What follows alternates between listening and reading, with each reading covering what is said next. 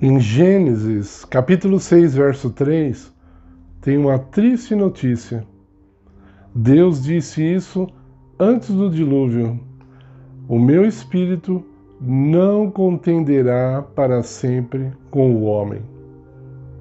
O que ele quis dizer com isso? Bom, a promiscuidade, a maldade era tão grande antes do dilúvio que Deus precisou fazer uma limpeza étnica. Ele mandou o dilúvio para que aquelas pessoas morressem e o mundo pudesse continuar, porque não tinha mais condições do mundo continuar daquele jeito.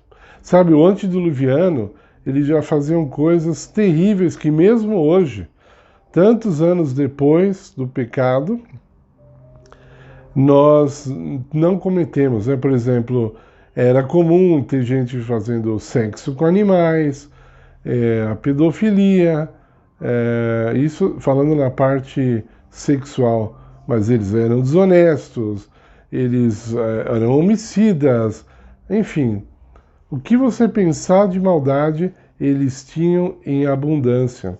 Havia apenas uma exceção, era a família de Noé. E Deus falou: se eu permitir que a família de Noé morra, no mundo vão ficar só pessoas más, só ímpios. Eles mesmos vão acabar se matando. Eles vão destruir a terra em todos os seus sentidos. Em todos os seus sentidos. Eu poderia falar bastante sobre isso, sobre quão inteligentes eles já eram e quão adiantados eles já eram. Tem pessoas que não sabem disso, mas não é o assunto aqui. O assunto é o que eu acabei de falar. Deus disse: o meu espírito não contenderá para sempre com o homem. Veja, o Espírito Santo ficou falando com os antediluvianos e no começo eles ouviam, depois eles ouviram menos, até chegou uma hora que eles não ouviam mais a voz de Deus, então já não tinha mais, porque Deus permitiu que aquela geração má vivesse. Seria uma blasfêmia ao Deus do céu, dia e noite, e Deus não permitiu que isso ocorresse, e eles morreram. Mais uma vez, Deus diz, antes da volta de Jesus, o mundo vai estar tão cruel, vai estar tão envolvido em trevas e na maldade, que Jesus precisará voltar para intervir e terminar com essas pessoas que se apegaram ao mal de corpo e alma.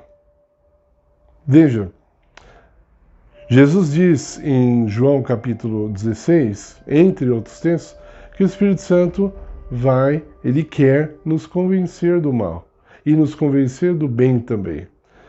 Então, o Espírito Santo tenta fazer essa obra dia e noite no coração do homem. Ele tenta falar para o homem se arrepender. Ele tenta dizer para o homem abandonar o pecado, abandonar tudo aquilo que é destrutivo. E o homem até ri da palavra de Deus. Ele zomba da palavra de Deus. E aí ele chega ao ponto em que ele não considera mais aquilo uma coisa errada. Veja, coisas que as pessoas antigamente consideravam erradas, hoje elas aplaudem. E são muitas, viu? Não são poucas, não. São muitas. Então, quando você chega, por exemplo, uma pessoa viciada em bebida alcoólica e diz: olha, isso é pecado, Deus condena, não beba, isso faz mal para você, faz mal para sua família, você está se destruindo. Quão poucos dão ouvido ao Espírito Santo. Eles já foram tão longe e não querem mais saber. Não querem mais saber. Eles já não consideram pecado. Os fumantes, na sua maioria, não consideram pecado fumar, usar o cigarro. O apóstolo Paulo diz assim: não sabeis vós que o vosso corpo é o templo do Espírito Santo que habita em vós? Agora, o Espírito Santo não vai ficar dentro de um corpo cheio de poluição, de nicotina, de fumaça podre, de venenos. Ele não pode habitar num coração desse jeito. Essa pessoa, quando nós falamos para ela do Evangelho, quando nós falamos para ela: olha, o Espírito Santo está te alertando, pare com esse vício, ela dá risada e ela já não considera isso pecado. Então ela já não está ouvindo a voz do Espírito Santo, pelo menos nesse pormenor. Quantos de nós estamos brincando com a voz do Espírito Santo? Quantos erros, quantos pecados o Espírito Santo nos acusa dia e noite e nós não nos importamos. Sabe a maior prova que eu vejo disso? A maior prova de que o homem não se importa é que ele não confessa seus pecados. Ele não confessa. Você pergunta para as pessoas, você tem o hábito, vou usar até essa palavra, você tem o hábito de confessar seus pecados diariamente? A pessoa, não. Por que não? Porque isso não a incomoda. Ela não vê o pecado como uma maldade. Afinal de contas, Deus é amor, ela diz, e ela vai ser salva mesmo no pecado. Veja, tem uma frase antiga, mas ela tem que ser repetida sempre. Deus nos salva do pecado, mas Deus não nos salva no pecado. Quando João Batista viu Jesus, antes de Jesus ser batizado, João, capítulo 1, verso 29, ele disse, eis o Cordeiro de Deus que tira o pecado do mundo. Ele tira o pecado do mundo. Ele não traz pecado para o mundo. Ele não leva o mundo para o pecado. Ele tira o pecado do mundo. O apóstolo Paulo diz assim, porque a graça, ela abunda onde existe pecado, vamos continuar pecando? De maneira alguma, vocês não sabem que a quem você se entrega para servir, você se torna servo, ou servo do pecado para a morte, ou servo de Cristo, da justiça para a vida. Então, o Espírito Santo está falando ainda conosco diariamente, mas a palavra diz que uma hora ele vai parar de falar, uma hora ele vai parar de alertar, vai chegar um limite e nós não estamos longe. Por favor, se arrependa dos seus pecados. Confesse seus pecados. Seja grato, essa é outra coisa. Você vai num restaurante comer, você não vê ninguém agradecendo a Deus pelo alimento. Sabe por quê? Eles nem ouvem Deus falando com eles. Eles não têm gratidão pelo alimento. Ah, tá lá porque eu trabalhei com meu dinheiro, com meu suor. Não é Deus nada. Eu, com meu suor, eu conquistei. Não é?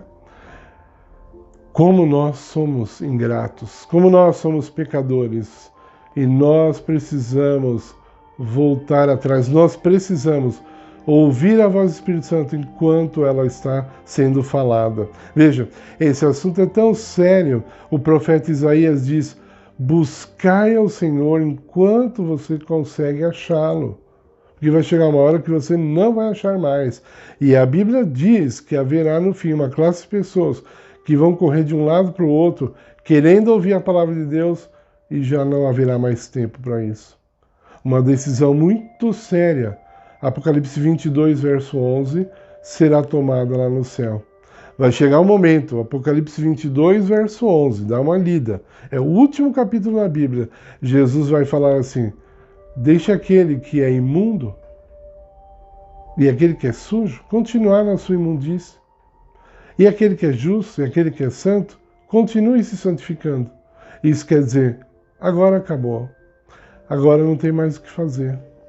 Vocês foram muito longe, vão receber essa sentença. Aqueles que se guardaram para Deus, que ouviram a voz de Deus, que estavam atentos à voz de Deus, esses herdarão o reino dos céus. Ouça a voz do Espírito Santo. A Bíblia diz, hoje, se ouvirdes a sua voz, não endureçais o vosso coração. Você está endurecendo o coração a Deus? Você está sendo tão orgulhoso, achando que é fraqueza acreditar em Deus? Eu assisto alguns programas no rádio, pelo YouTube, e eu vejo ali pessoas intelectuais que têm vergonha de Deus. Eles se envergonham de Deus. Eles têm vergonha de dizer assim, eu acredito em Deus. Eles preferem dizer, eu não acredito em Deus. Eles falam com orgulho, eles zombam de Deus, eles dão risada das coisas de Deus. Muitos famosos estão fazendo isso, arrastando pessoas para a perdição juntamente com eles. E você vai ficar ouvindo a voz de um ser humano Por que você não ouve a voz do Espírito Santo? Fique em silêncio na sua casa, em meditação. Veja o que o Espírito tem a dizer para você, porque ele fala conosco o tempo todo. O Espírito Santo, não estou falando de espírito de mortos, não. Estou falando do Espírito Santo. E tudo que o Espírito Santo fala está na palavra, está na Bíblia. Ele não fala em desacordo com a Bíblia, porque foi ele mesmo que inspirou a Bíblia. Ele fala de acordo com a sua própria palavra. Abra o seu coração a Deus. Pare de zombar do convite de Deus. Essa é a nossa oração para você nesse dia. Em nome de Jesus. Amém.